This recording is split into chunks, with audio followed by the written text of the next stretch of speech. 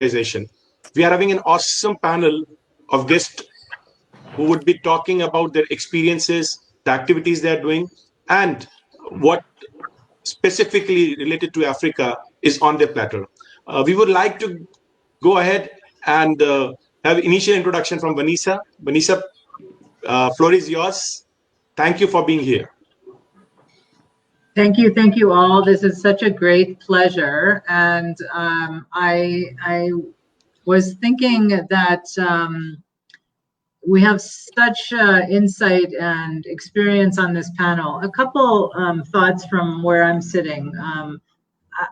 For the last 18 years, I've been in Africa working from farm level to governments to private sector.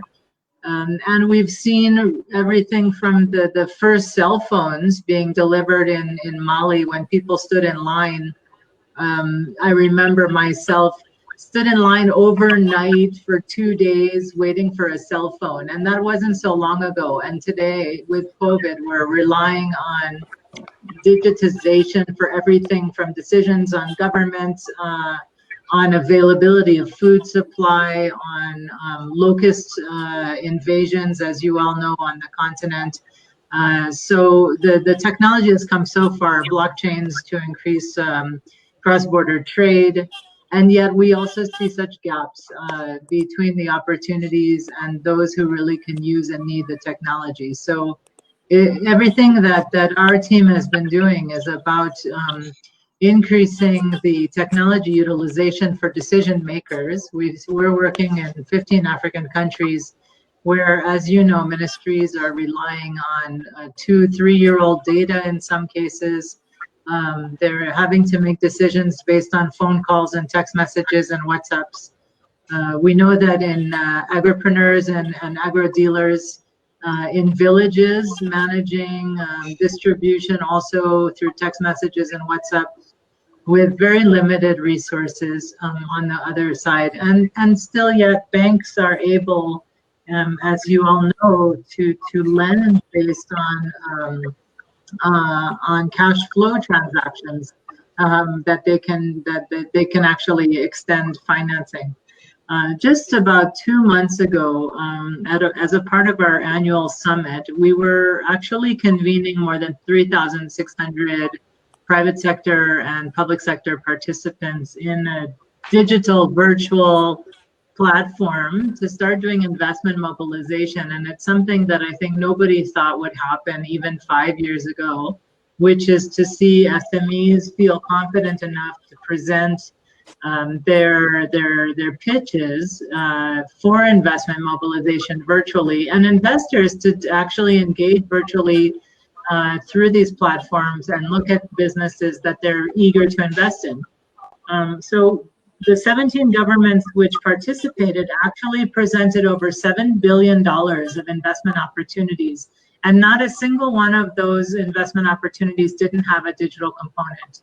Things have really changed, and of the SMEs who presented,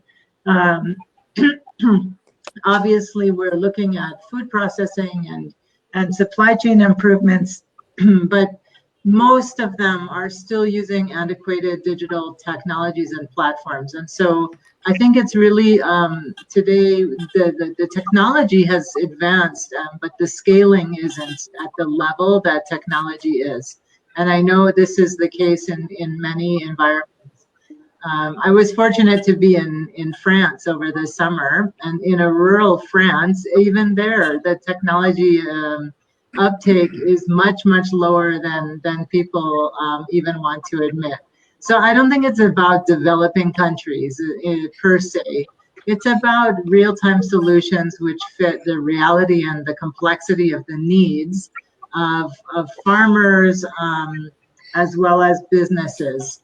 My favorite thing that we have seen, of course, is precision farming, which is the ultimate technology adaptation, right? Knowing exactly what the soil type is, exactly the micro dosing of nutrients. California Almond Board, I think, is at the top notch of precision farming. We've been working with Volcani and Startup Nation from Israel on some of the most high-tech digital ag that you can imagine. But in the end, right now, the millions and tens of hundreds of millions of smallholder farmers who are really food insecure are not actually having access to these great technologies. So that's the area that we continue to be focused on. We think that it's the actual hidden middle, as those of you who have seen some of our reports have been documenting the hidden middle of the SMEs across Africa. It's not that they're not there, they're there and they're contributing incredibly. And we think that agriculture leapfrogging forward into the transformation that we want to see with the 2030 SDGs. And through the Food Systems Summit, which is coming in 2021, where we know that the food systems have to change from farming all the way through food processing. We need healthier people, we need more biodiversity. We also, of course, want to see more equity across the supply chains, and digitization is obviously what we see as the way forward.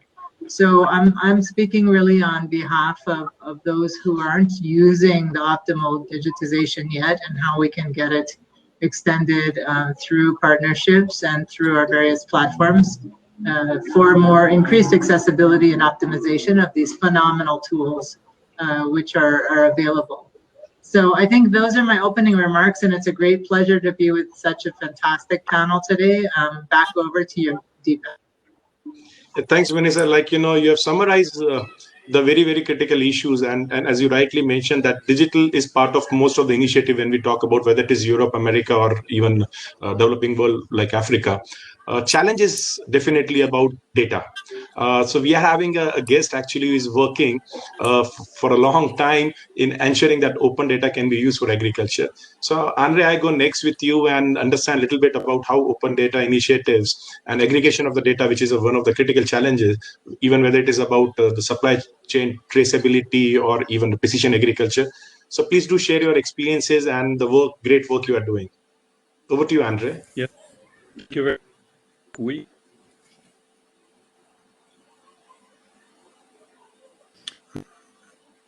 That took place on the G8 and then G7 some years ago, where it was thought in order to stimulate agriculture or stimulate food availability, world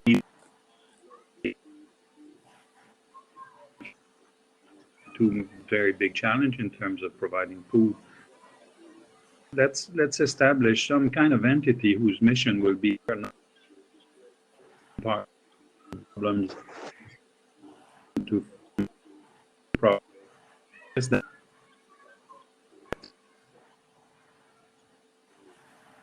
Technical team and have over 12. Yeah, I thought of sharing with you a little but then I thought I'll go beyond that, beyond the actual answers of multiple kinds that are being used, but I'll go straight to the data. So to show nowadays.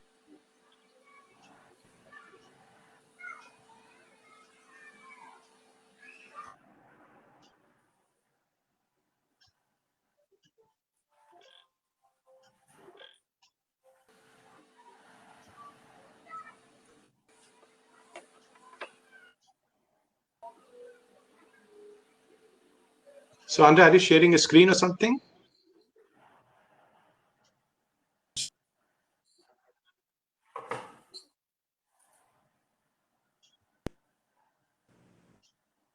Do you see my presentation? Not so far. Not so far.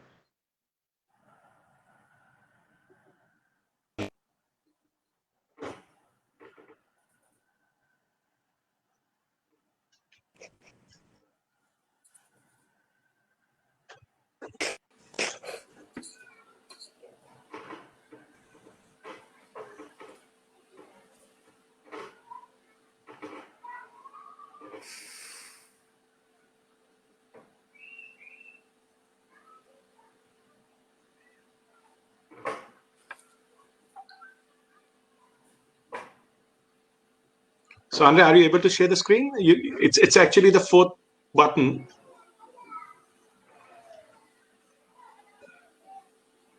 I think it seems we have lost Andre. Andre, can you hear me?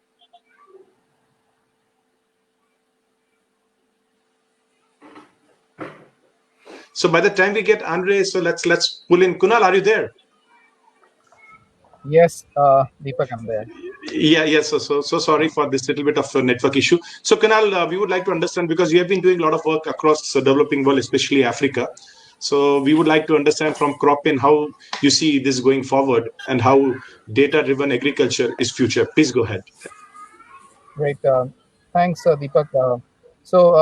Before I get started, a quick introduction about what we do at CropIn. So we are basically an agtech company, and what we do is we basically provide digital solutions for agriculture stakeholders, which are institutions which are in the contract farming segment, seed segment, development segment, banks or financial institutions, for them to engage very closely with the farmers and help them in terms of real-time actionable decision support system. I completely resonate, the earlier thoughts shared by Vanessa that there are millions of these smallholder farmers spread across different parts of the world, and especially in developing countries. And technology is the way forward where we can really engage them and solve the problem in a better manner. That's what has been the focus for us in the last 10 years. And what we have done is we have seen that how technology can be brought in to bring in this real use case and solving those particular problem statements. The first of the things we see is building up first a digital asset, farmers, where are they located, what is the land sizes, what crops they have been doing, and then create that asset which can be used for a lifetime for that particular farmer. And that's the first thing that we come and propose to institution which just get started on the digital journey. The second thing is that once you get onboarded and you have your partners, which is your farmers on the platform, the most important thing is to understand the needs of the farmer and try to give him that real-time solutions. And that can come in terms of understanding the different needs of the farmer. So when we do this project, we understand that out of all of the needs, what are the critical needs of the farmer? And when I am myself trying to be a farmer, I see that there are 4 important needs, right? The first need for a farmer is I need access to right advisories. And advisories could basically cover different elements about package of practices, pest and disease-based recommendations. And in the coming times where climate change is a big problem, it is also about climate smart advisory, which can really help the farmer solve those basic problems. The second need of the farmer comes is access to finance, because the local money lenders or traders which finance the farmers are at a very high rate, and the institutional buyers are not able to access this farmer database so that they can come and finance. So through a digital platform, we try and solve the need of finance, bringing this transparency to the banks to lend to the farmer, and also opening up the data of the farmers so that they can get access to finance. The third thing that we see is the need of inputs. And when I talk about inputs, it's also about fertilizers, chemicals, seeds, implements, tractors, and things like that, so that they can get these right inputs at the right time through a digital means, if that's possible. And the fourth is access to market. Once everything is all done right, the important thing is that the produce can reach the market, and you can have better institutional buyers to come and engage with the farmer. Then it basically becomes rewarding for the farmer to come and join your program. So end-to-end connection starts from understanding the farmer, digitizing the farmer, giving them access to right advisory, getting them access to finance, giving them access to inputs, and finally helping them connect to market so that they can increase their income opportunities coming out from agriculture. And this is what we exactly do from our platform, right? It's a holistic platform where we partner with institutions which are either developmental based, government institutions, private sectors, give them this particular platform so that they can engage with their stakeholders, which is the farmers, through their extension team, which can be field officers, extension officers, agropreneurs, and help them in terms of translating and taking their value to the end customers in that particular meaningful manner. In our journey, in Africa, we have done these programs. We have worked with either a development program which is focused on climate smart agriculture. For a farmer, the problem is, should I sow the seed when I see the first rain, or should I hold it for the next rain to come, right? And in climate smart agriculture, it talks about from sowing till harvesting, the time for sowing, the time for irrigation, the time for fertigation, the early warning pest and disease system, the right harvest windows for them to come and harvest, and things around that. And our learning in Africa has been diverse, from climate smart agriculture to traceability solutions, helping growers on Africa from Kenya, like customers like Flamingos or like others of them which are exporting into Europe, to expose these farmers into European markets and provide traceable food for them to consume. So, and then we're also working with institutions like telecom companies like Safaricom, where they are moving beyond just telecom service to getting into a value-added service for the farmer, which is, then can I help my farmers to be more productive because they are my customers? And in the rural areas, if I can help them access to finance and get them access to markets, then these becomes a long-term partner for us. So these are some of our experiences and work that we have done in different value chains. And from a technology perspective, what we have seen is smallholder farmers, the massive scale that they are in, and the massive variabilities that they go through, like different crops, different varieties, different conditions, different soil patterns.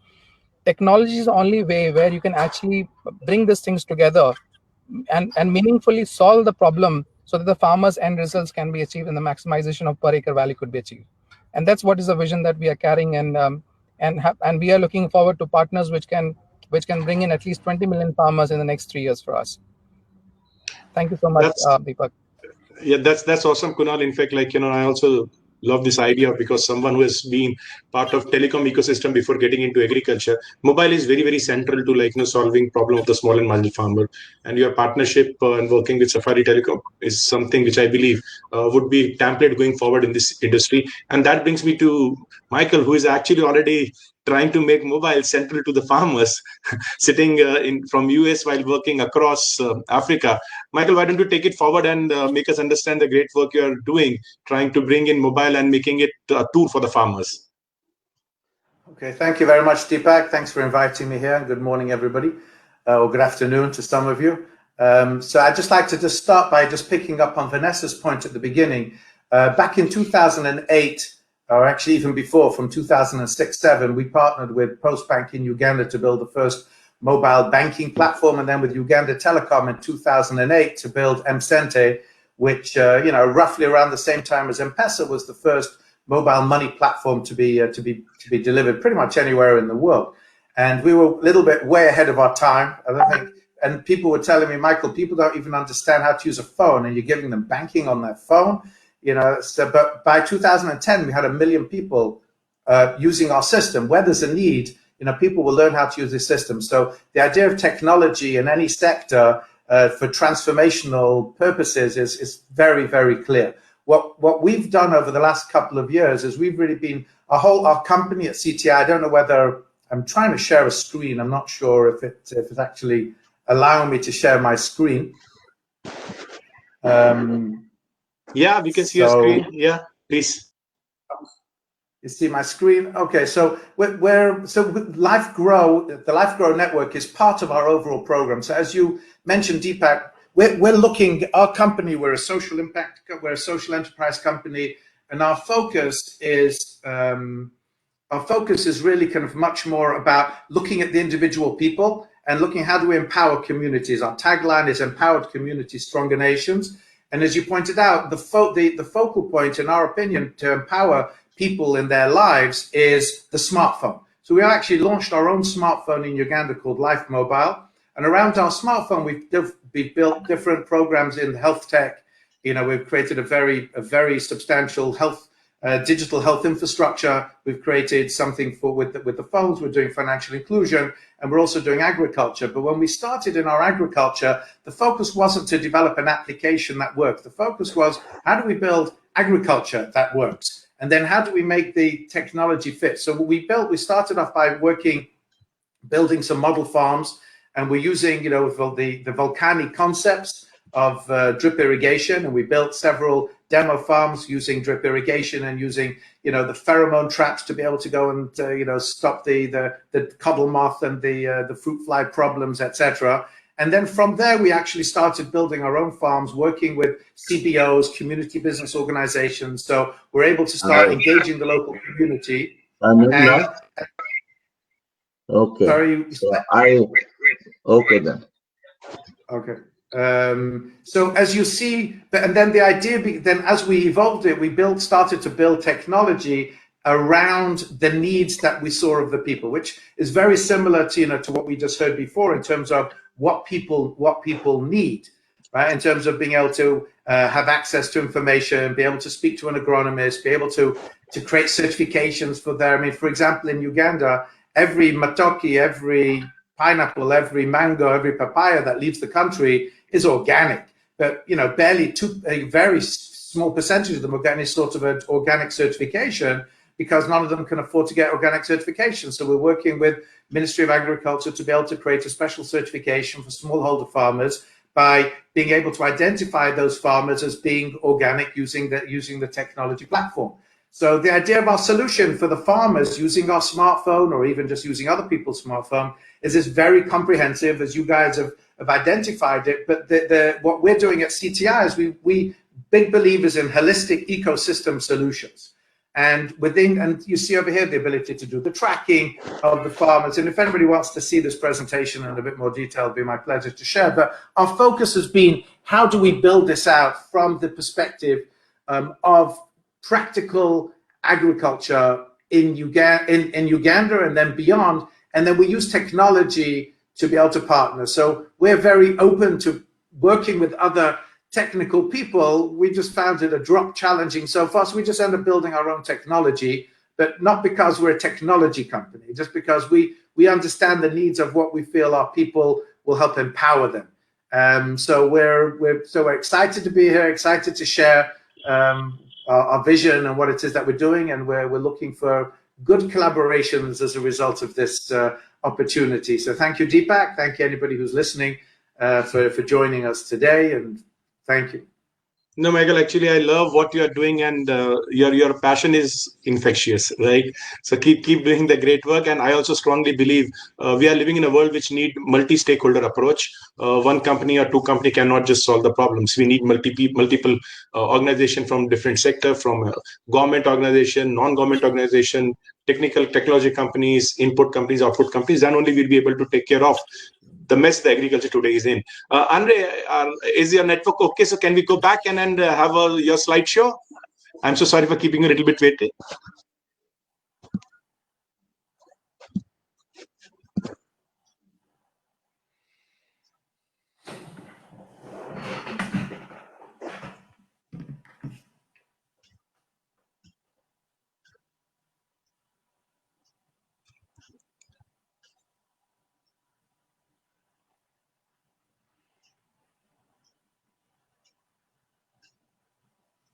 Andre, we cannot see your screen share. Is it me or others? Others can see by any chance?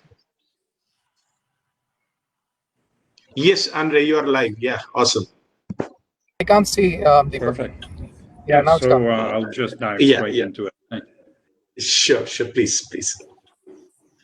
Okay, the starting point is, of course, we well know that there still needs to be a massive investment in terms of bringing especially the internet infrastructure up to the level it should be. Some people say about $3.7 trillion over the next decade, which are huge amounts.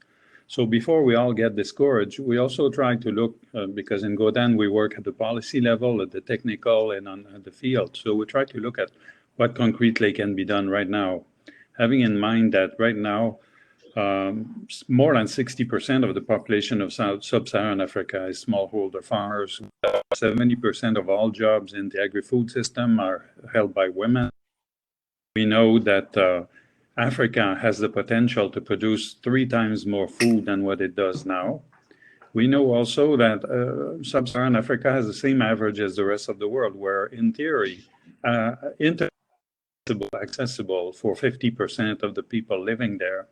However, we find 10% are accessing it, in fact, because they find it too expensive or not reliable enough or other reasons.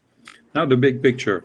We're all glad to say, focusing on this in particular, that thanks to the MDGs that came before that, we managed to reduce the world quite significantly from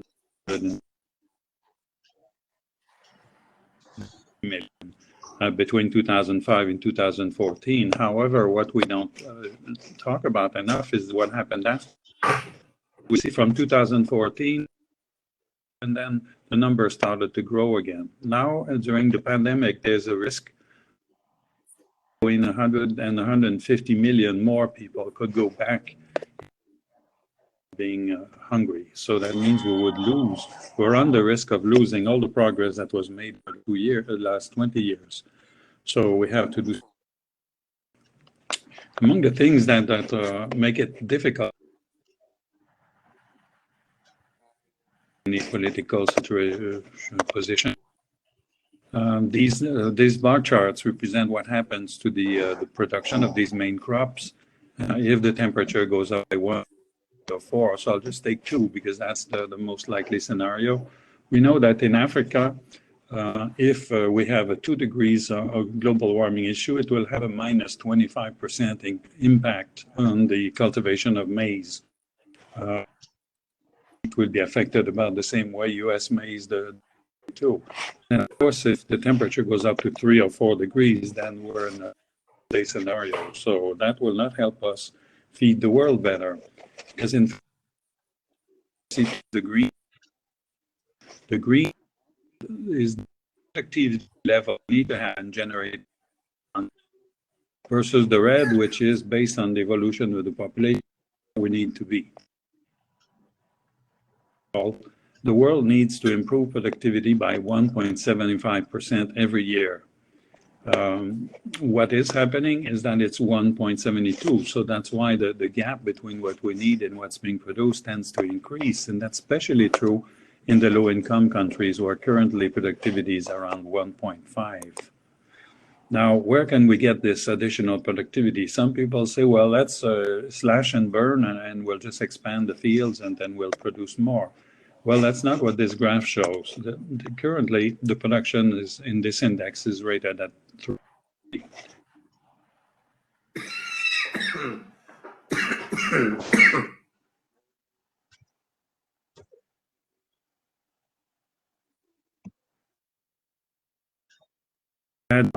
So if we're to focus on improving productivity is where we gain, which involves, among other things, better use or more use of, say, in Africa, sub-Saharan Africa, we should use 6 to 8 times more fertilizer than what we use now.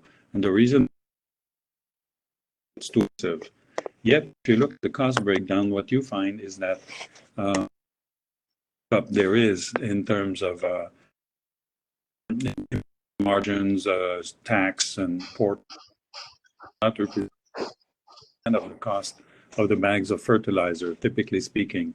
So just through better policies, we improve, reduce, maybe not by half, but we can reduce significant cost. One think about, we more, but if we reduce the losses, we also make a big gain there. It's divided. Number you have here is the number of lost calories per person. The worst culprit there on per person per day a lot. In Africa, which is 4,000 calories per day per person. That we will eat the food needs. Paradox here, what you see in the countries and what you see in is what we see by from 1990 to most that suffer chronically from hunger. Yeah, Andre, actually, I think we have lost you. We cannot hear you, unfortunately. Oh. Yeah, no, it's better. Yeah. Please continue. I was just pointing out that there are only 2 countries in the world which managed to reduce limit while having obesity. These 2 countries are South Korea and Japan. So they're the only 2. So we have a long to be careful with this other side of the same coin. 5 recommendations. 1, implement mobile banking standard across operators. Mobile banking is a booming industry, and it's empowering people. It's creating jobs. When Kenya opened to mobile banking, for instance, 185,000 of the first jobs created were for business and trade. So it's really a driving force towards the infrastructure. Expand digital ID, especially for females. There's all kinds of social restrictions preventing them from forming the economy. So that's one thing. Policy and regulatory. In Africa, only 39% of those who have smartphones. We also find that the demand for 4G in particular is a strong incentive for companies to invest. So we need to find a way to continue, as Michael did presentation, to find ways to reduce the cost of turn years in infrastructure, which we need to review regularly to see where we are, where are the weak points, force the systemic approach. And finally, we need to touch on gender and man, you're twice as likely to have access to internet than if you're a woman in sub-Saharan Africa. So we need to do more research on this topic to bring all our sisters and mothers on board with us. So awesome, Andre. That's a great representation of, like, you know, how we can ensure that the farmers in Africa can leverage the data and ensure that, like, you know, they are more successful. That brings me to, like, you know, someone who is actually a practitioner of this technology on the ground. So we would like to understand, Mailu, if you are there. I hope I can see you.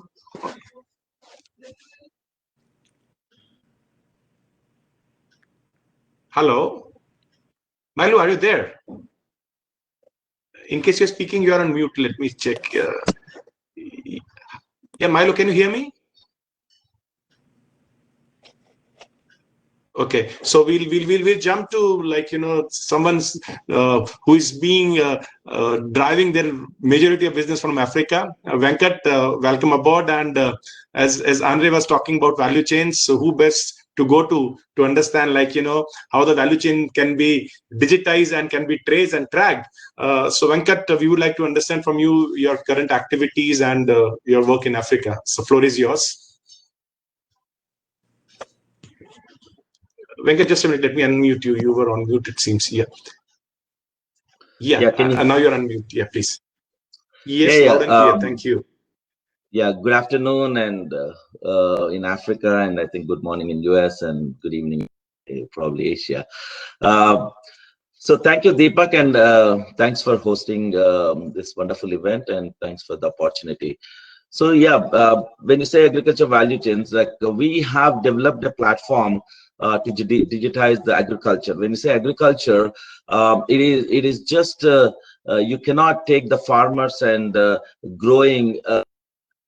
You always have to take the entire ecosystem or entire value chain, right from the inputs, seed and sowing, all the way to the consumer. So you need this entire ecosystem. One of the least digitized sector in the you know, the agriculture and food is one of the least digitized sectors. So there's a lot of need for intervening digital technologies, need for many aspects, right from the, like I said, farmer farm to you know, commodity buyer to input suppliers, seed suppliers to financial institutions, all the way to the commodity buyer and food processors and retailers and consumer. So we try to offer solutions throughout the value chain. There's a need for collecting data and also need for sharing this in a meaningful way so that the entire value chain could be optimized or made remove inefficiencies and make the agriculture value chain ultimately sustainable. And one other important thing we also care about is make it equitable, right? Right now, talking about smallholder farmers, like in Africa, even the rest of Asia or rest of the world, an average smallholder farmer is holding 2 hectares and either illiterate to semi-literate. So when you are trying to bring these digital technologies to basically impact the entire value chain, how do you bring these technologies to this type of demographic or profile, right? And then another important thing is the infrastructure. Even though the internet has proliferated, the smartphones have proliferated, but still, I think if you really go to the farmers, the villages and the areas that you operate, the internet connect is a big challenge. So some of the things we have to work is you have to work some type of one is there's neither scale nor sophistication to deal with this profile of the farmers. So you need to create scale as well as you need to create a sophistication. So the method we use or philosophy we have is to work through some intermediaries, like you have a farmer cooperative, or create some level of aggregation of these farmers, right, to create scale. And then you need create some sophistication to use some intermediate agencies, such as the cooperative farmer producer companies is one way. Also you have a lot of agri businesses, small and big, and then there's government agencies. Government agencies also have a lot of footprint in operationally. They get involved in many aspects of agriculture in developing countries. Compared to developed countries, I mean, there's very little probably the governments do, but in developing economies, especially in Africa, the governments have to involve very, very deeply. And then the financial institutions and the commodity buyers. So we offer these solutions at each of the steps. So the right from farm management to advisory services to certification is one important platform we have. We digitize the entire process of certification. We support 15 to 16 different certifications. Then we have market linkage. We have financial services. We manage supply chains. So these technologies have been deployed in Africa. We about more than 700 farmers in about 14 countries. And we have, like I said, right from farmer cooperatives to small and big agribusinesses, government agencies, as well as some input companies, financial institutions as our customers. So talking about one example, we work with one natural extract industries in Tanzania. This is vanilla farmers. They organize, they certify, they give loans, as well as do the processing, and then the extract is packaged into a small containers with a QR code. It goes out to the market. Similarly, we work with the government of Zimbabwe to digitize their entire market yards. Okay, they have 170 posts, physical market yards, and we have digitized the transactions, including digital payments. This is another thing in Africa, which is actually much advanced compared to the rest of the world, is in digital and mobile money. And we have solutions to offer digital payments to the farmers, which actually helps a lot. So I can talk more about our operations and case studies a little bit more, but that's what we've been doing. Perfect. Awesome, Venkat. Great to know that you have been trying to connect all the dots. So that's awesome to understand. Milo, can you hear me now? In case, can you respond?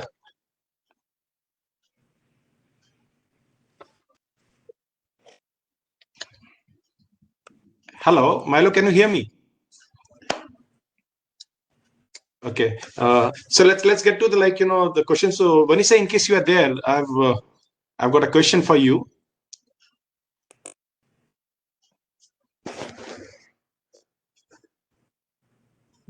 Vanessa, in case you're talking, you're on mute.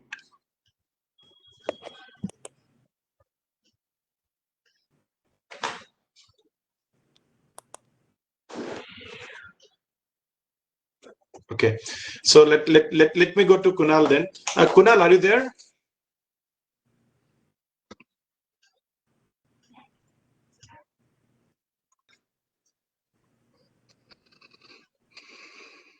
Hello, Kunal, can you hear me?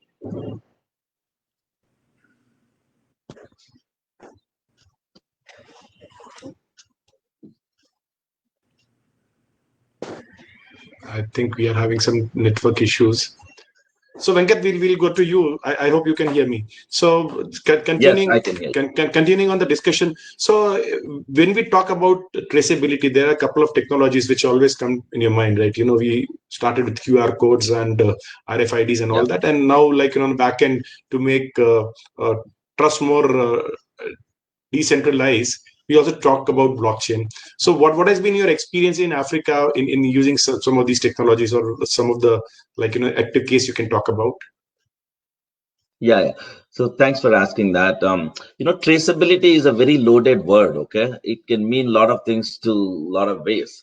When I started working about 8 years back in this space, traceability is all, if you're documenting, if you're using some good agricultural practices and you're certifying and you're documenting some practices, that is also called traceability. Okay, so there is a some level of documenting your agriculture practices and be able to share with your end customers or the downstream value chain actors could be called traceability. But one thing more, I don't know, I still want to find a word for this, is called a physical traceability. Okay, you have a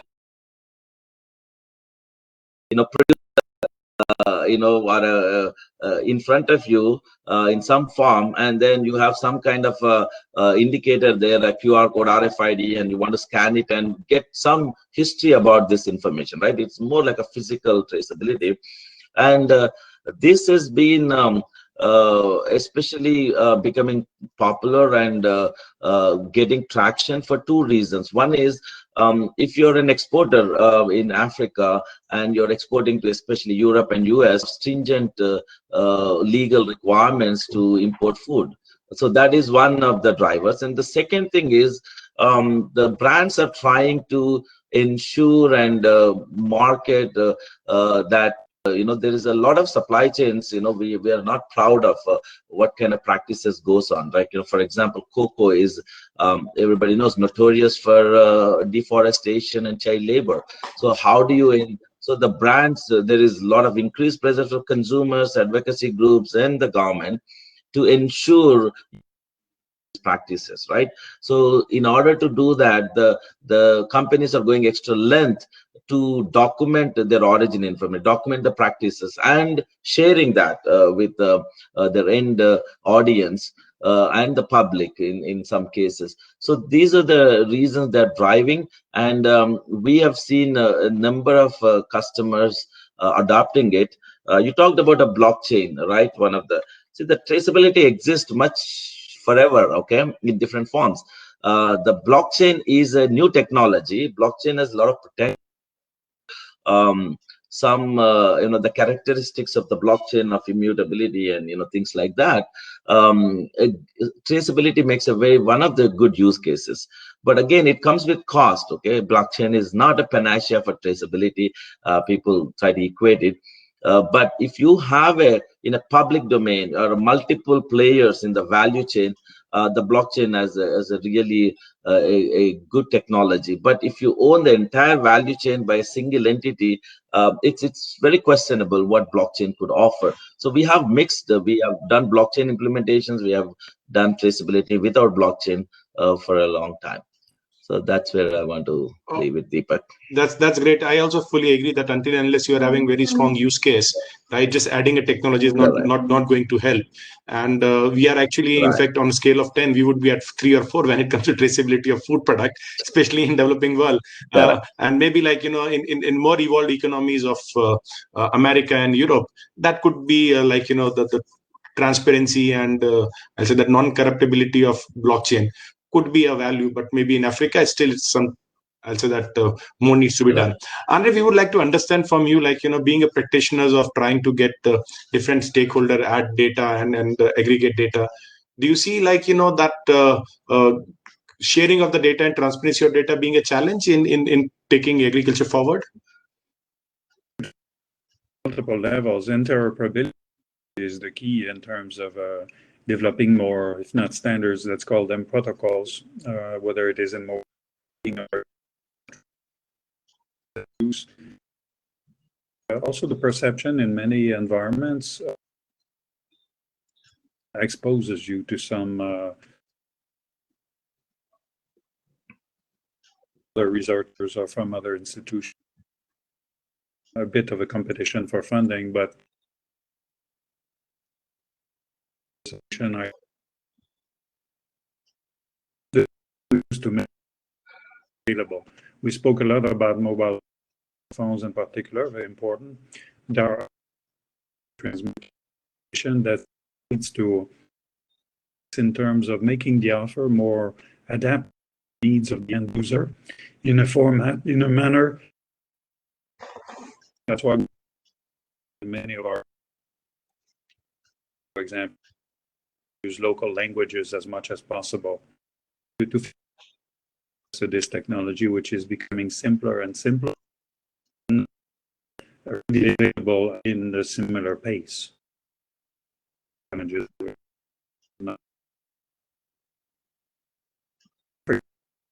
Joint effort towards making them, because if you want to integrate from in terms of data as well, otherwise you're not compatible. Cool. Should have.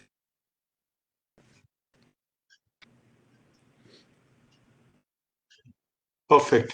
So, Michael, that brings me to you. Like, we would like to understand a little bit about, we have always been talking about smartphone trying to solve a lot of problems. While the access to smartphone is not a big challenge, but access to internet is still a big challenge, not just in Africa, like, it's even other part of the world, because as soon as you have far more reliance on the data, and like, typically when we get into those type of application which need broadband or like, heavy uptake of the bandwidth, you suddenly start having challenges. So what is your view that actually, like, can a feature phone also be as effective as a smartphone, or you feel that actually unless we don't have a smartphone, it would be challenged to deliver services to the farmers? Michael, let me unmute you. I think you're on mute. Yes. Yeah, Michael, please go ahead. Yeah, so as far as a smartphone versus a feature phone discussion, you've got USSD codes. There are things that you can do on a feature phone, and it's not the end of the world. But ultimately, kind of the smartphone is the computer that we use in our developed world environment to be able to access the entire world. The smartphone is going to be that computer access for the people in the developing world. So I believe it's very important that we create the opportunity for people to have smartphones. And the smartphones, it's not easy for everybody to get because they're expensive. So you've got to work on how do you create financing programs for the phones so that they can become affordable. And the way we look at all of these problems is from a very high level, but a very holistic ecosystem perspective, because you've got the Broadband Commission of the United Nations, and they spend a fortune of time and money and with very little results to show for it, because their focus is that how do you get individual people to be able to pay enough money in order to be able to have broadband, in order for the telcos to be able to bring it. We're looking at it from a different approach. We're not a government, we're not, but we believe that if we're able to go and bring great solutions to individuals, which will, can enable them to be able to do their full get a complete healthcare package on a phone, be able to do their full agriculture on a phone, be able to go and do their full financial inclusion access, e-commerce, everything on a phone. The programs behind that, meaning that it'll be worth our while to ensure that there is full coverage in these different areas, because we'll be making, hopefully, enough money on the healthcare and on the agricultural programs. So we're not looking to sell our applications to farmers for them to pay us. We're looking to provide them as a tool for the farmers to be able to transact. We'll make our money on the transactions. So our view is that, we're not going to be able to just change everybody's habits and behaviors and be able to create and get the telcos to ensure that there's 100% coverage in every location day one. But as the program and the combination and the holistic ecosystem evolves, we believe that the telcos will follow quickly, or the government will ensure, or the national telcos will see the value from an empowerment perspective. But it's a different model. It's coming, it's coming from the people, from the community outwards, rather than, kind of trying to impose it from the outside. I hope that makes sense. No, 100%. In fact, and I fully agree with you, that telcos are going to play a very, very vital role in all these things, because end of the day, for them also to be able to ensure profitability of their operations, right? Now, the voice service cost is is as good as free, right? Data is already cannibalized, right? So you need to find ways and means where you are able to deliver value to your end user, and hence you are able to charge them. I saw a little bit of KUNAL coming online. So Kunal, if you are able to hear me, I would like to have a question for you. Yes, I can. Yeah, perfect. So Kunal, actually, Sure. when we are working on different digital technologies, the challenge which we see as a practitioner is that actually scalability becomes a challenge, right? So how do you see, whether we need to customize a little bit more, or being a product company, how difficult or how easy it is to scale up the solution, or what are your views on that, and taking forward for CropIn to be more scalable and reach your goal of 20 million farmers in next 3 years? Yeah, so I think that's a very interesting question. That and for us, to have a larger vision of reaching 20 million farmers, the first and the foremost thing is institutions which can really have that scale of that many number of farmers. And when we see institutions, these are institutions like the government with millions of farmers. These are the telecom companies which are again touch basing tens of millions of farmers in different parts of Africa. Then there are a lot of developmental organizations, NGOs, cooperatives, and the private sectors, which are engaged with hundreds of thousands of farmers in these markets. And there are different value chains on different crops in different parts of Africa, right? So our focus and the core value proposition comes where we connect to these institutions and help them solve the problem that we are focusing with the farmers. So for a government institution which is talking about increasing the farmer's income and making them competitive in this ever-changing challenges that the farmer is facing, we are supporting them to help solve the cost problem, reducing the cost of cultivation and increasing the productivity. So and actually helping them to connect to markets. When you talk about financial institutions, and they also lend to 10 to 15% of the farmers in every country, right? So we're trying to reach out through these banks and institutions to help reduce their cost of financing to the farmers and making it much more operationally viable. So our vision is getting achieved through this set of larger institutions, and that I think that's the way forward. But the business model that we have is primarily where we have a cost which is shared by these institutions. But eventually, we have seen in a couple of our models that institutions, after 2 to 3 years, they pass on this cost model to the farmers. And since the value of the services is good enough, the farmer starts taking up that particular cost. And we then translate or put up some parts of the cost from the farmer as well as from the value chains that we interact with. So I think eventually a sustainable business model should be where the farmer really sees the value and he is able to pay for the solution that we're providing them. So I think that's the future that we are also aiming for. Kunal, again, a continuation of the same thoughts. When you say telecom players, other than the telecoms itself, there are also a lot of I'll say teleco size organization, right, which are actually part of communication. For example, WhatsApp, right? It is already connecting millions of farmers. Do you see any possibility where these platforms will also play a role in delivering services to the farmers?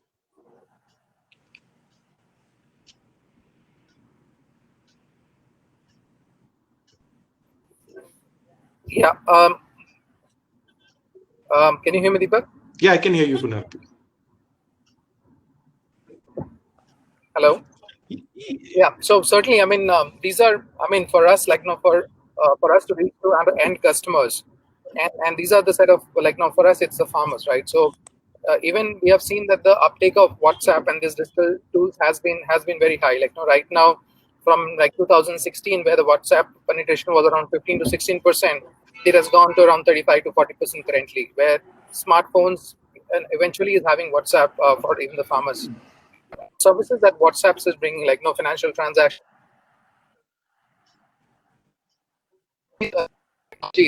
and bring in the services that we offer to build in a comprehensive suite of solutions for the farmers to really come and leverage that through either our platform or the WhatsApp platform. So yeah, that's one of the strategies that we have, is partnering with different stakeholders and different institutions which are, I mean, not directly working with the farmers or the agriculture system, but having a technology which can layer on top of ours, and we then give a comprehensive solution. Fair enough. No, actually, because I'll give you my experience, because very recently post COVID, we have seen that typically there is 30 to 40% increase in the adoption of WhatsApp in the rural community we were working with. I've seen higher adoption from all the way from Ghana, Ethiopia to Indonesia, where more farmers they are adopting WhatsApp. And even if you can see that WhatsApp is from a communication tool, it is trying to become a typically tool where actually you can use their APIs and leverage and provide from financial services to information services. So I see going forward a very, very critical role to be played by these type of platforms. And even in Africa, if you see that the Google and the Facebook are those who are investing heavily in actually the cables, internet, the submarine cables, right, rather than actually the telcos. So we are seeing that the telecommunication as well as the digital play as well as the top of it specialized service like EdTech are changing roles going forward. I would like to know, because we are having just a couple of minutes remaining, I would like to summarize that the takeaway from the discussion we had today is that one, it's very important that we focus more on connecting more farmers rather than just thinking about the technologies, the big names, blockchains and AI and MLs. Rather than that, actually reaching out to more and more farmers is important. Second thing is that you cannot just be part of trying to make money from the farmers by selling a service to them. You have to think about ecosystem, as Michael and Kunal were talking about, the leveraging different type of business model where the value chain players also play an active role in putting that money, where actually some part of the services are paid up by the value chain rather than just the farmer. Third thing is that where Venkat talked about the traceability aspect of it. Traceability is a loaded word, but it's not just about ensuring the food safety, but it is also about making the trade fair, where actually you can use any sort of technology from simple RFID codes or say QR codes to going all the way to blockchain for a little bit those commodities which are having a high price. Andre talked about how it is very critical that we touch upon 4 or 5 specific point where gender equality to having more phones in the hands, as well as also ensuring that there is more multi-stakeholder partnership and standardization of data sharing, which will be helpful in making agriculture ecosystem more stable. Finally, I believe that Africa is opportunity, like $1 billion worth of opportunity for tech companies to play, and a couple of $1 trillion worth of food and agriculture industry going forward in next few years. At the same time, Africa import a lot of food. It needs to be food self-sufficient, and only the way forward is ensuring that technology is able to increase not just the productivity but also profitability of the farmer, because Africa also happens, unfortunately, to be one of the youngest but poorest continent on the earth. So I would like to thank all my panelists for participating, and thanks a lot. We had insightful discussions. Thanks a lot, all of you. Pleasure. Thank you, Deepak. Take care. Well run show. God bless you. Thanks a lot. I appreciate it. Take care. Bye.